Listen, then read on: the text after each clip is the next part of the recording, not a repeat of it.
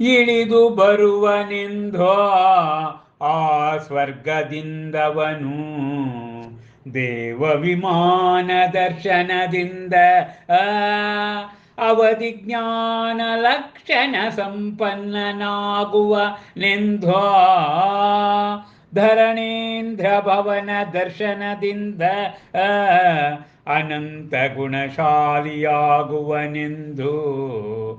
ರತ್ನರಾಶಿ ದರ್ಶನದಿಂದ ದಹಿಸಿ ಕರ್ಮವನು ಪಡೆವೆನೆಂದನವನು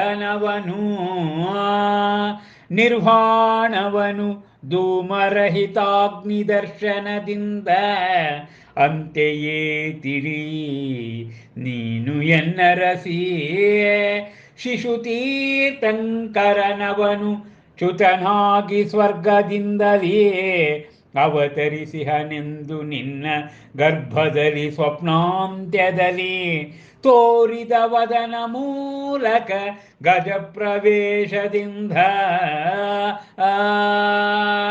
ಚೆಲುವೆ ಸೇವೆಗೈದು ತೀರ್ಥಂಕರನವಗೆ ಹೊಂದುವರು ಮಾನವರು ದೇವಾಸುರರು ಆತ್ಮ ಕಲ್ಯಾಣ ಮೋಕ್ಷವನು ನಿಜದೆ ಬರುವನ ದೇವತೀರ್ಥಂಕರನು ಪುತ್ರನಾಗೆ ಮಗೆ ಅಂತೆ ಉದ್ಧಾರಗೊಳ್ಳುವೆವು ನಾವು ಅಂತೆಮ್ಮ ವಂಶವು ಮತ್ತ ಸಮಸ್ತ ಲೋಕವು ಆ ದಿನ ಸೂರ್ಯನಿಂದ ದಿಟದೆ ಸಾಧ್ಯವಾಗುವುದು ಅಸಾಧ್ಯವು ಕಾಲಲಬ್ಧಿಯದು ಒದಗಿ ಬರೇ ಸ್ಮರಿಸುತ್ತ ಪರಮ ಜಿನೇಂದ್ರ ಸ್ವಾಮಿಯನು ಕೈ ಮುಗಿದರು ರಾಜದಂಪತಿಗಳು ಕಣ್ಮುಚ್ಚಿ ಭಕ್ತಿಯಲಿ ಧನ್ಯಥಾಭಾವ ಕುಸುಮವೋ ಗಮಗಮಿಸುತ್ತಿರಲವರ ಎದೆನಂದನದಿ ಎದೆನಂದನದಿಯೇ ಅವರ ಹುಣ್ಮನಗಳು ಆನಂದದಲ್ಲಿ ತೊಯ್ಯುತ್ತಿದೆಯಂತೆ. ಅಬ್ಬಾ, ಸಿದ್ಧಾರ್ಥ ತ್ರಿಶಲೆಯ ಕಮಲದಂತ ಮುಖವನ್ನು ನೋಡಿಕೊಂಡು ಅವಳು ಕಂಡ ಸ್ವಪ್ನಗಳ ವಿವರಣೆಯನ್ನು ಮಾಡುತ್ತಿದ್ದಾನೆ. ನೀನು ದೇವ ವಿಮಾನ ದರ್ಶನ ಮಾಡಿದ್ದರಿಂದ ಆ ದೇವ ವಿಮಾನವನ್ನು ದರ್ಶನ ಮಾಡಿದ್ದರಿಂದ ಅವಧಿ ಜ್ಞಾನ, ಮುಂದೆ ಏನಾಗುತ್ತದೆ, ಹಿಂದೆ ಏನಾಗಿತ್ತೋ ಎಲ್ಲವನ್ನು ತಿಳಿಯುವ ಅವಧಿ ಜ್ಞಾನ ಲಕ್ಷಣ ಸಂಪನ್ನನಾಗುತ್ತಾನೆ ಮಗು ಎಂತ. ಧರಣೇಂದ್ರ ಭವನ ದರ್ಶನದಿಂದ ಅನಂತ ಗುಣಶಾಲಿ, ಅನಂತ ಅಂದರೆ ಲೆಕ್ಕಕ್ಕಿಲ್ಲದೆ, ತೀರ್ಥಂಕರರಿಗೆ 1008 ಗುಣ. 1008 ಗುಣಗಳು ಇರ್ತಕ್ಕಂಥ ಗುಣಾಗ್ರಹಿಯಾಗ್ತಾನೆ. ರತ್ನರಾಶಿ, ಮುತ್ತು ರತ್ನ ವಜ್ರ ವೈಡೂರ್ಯಗಳ ದರ್ಶನ ಮಾಡಿದ್ದರಿಂದ ಅವನು ಕರ್ಮವನ್ನು, ಅಷ್ಟಾದಶ ಕರ್ಮವನ್ನು ಅವನು ನಾಶ ಮಾಡುತ್ತಾನೆ. ನೋಡಿ, ಕರ್ಮ ಹೇಳಬೇಕು ಅಂದರೆ ಪುಣ್ಯಕರ್ಮವೂ ಕರ್ಮವೇ, ಪಾಪಕರ್ಮವೂ ಕರ್ಮವೇ. ಆ ಕರ್ಮವನ್ನು ಕೂಡ ದಹಿಸ್ತೇನೆ. ಆಗ ರತ್ನರಾಶಿ ದರ್ಶನದಿಂದ ಅಷ್ಟಾದಶ ದೋಷ ಕರ್ಮವನ್ನು ದೂರ ಮಾಡಿ ಅವನು ನಿರ್ವಾಣವನ್ನು ಪಡೀತಾನೆ. ಅಂತೆ ಧೂಮರಹಿತ ಅಗ್ನಿ, ಧೂಮ ಹೊಗೆಯಿಲ್ಲದೆ ಅಗ್ನಿ ದರ್ಶನದಿಂದ ಅವನು ಮೋಕ್ಷವನ್ನು ಪಡೆಯುತ್ತಾನೆ ಎಂದು ಹೇಳಿ ಆ ಶಿಶು ತೀರ್ಥಂಕರನಾಗ್ತಾನೆ. ಆ ಅಚ್ಯುತ ದೇವಲೋಕದಲ್ಲಿದ್ದ ಅಚ್ಯುತ ಆ ಸ್ವರ್ಗದಿಂದ ಚ್ಯುತನಾಗಿ ನಿನ್ನ ಗರ್ಭದಲ್ಲಿ ನಿನ್ನ ಮುಖಾಬ್ಜಗಳ ಮುಖೇನ ಗಜಪ್ರವೇಶವಾಗ್ತದಲ್ಲ, ನಿನಗೆ ಮಗು ಹುಟ್ಟುತ್ತಾನೆ ಎಂಬ ಆ ಉದ್ಘೋಷ ಎಂದು ಹೇಳುತ್ತಾನೆ.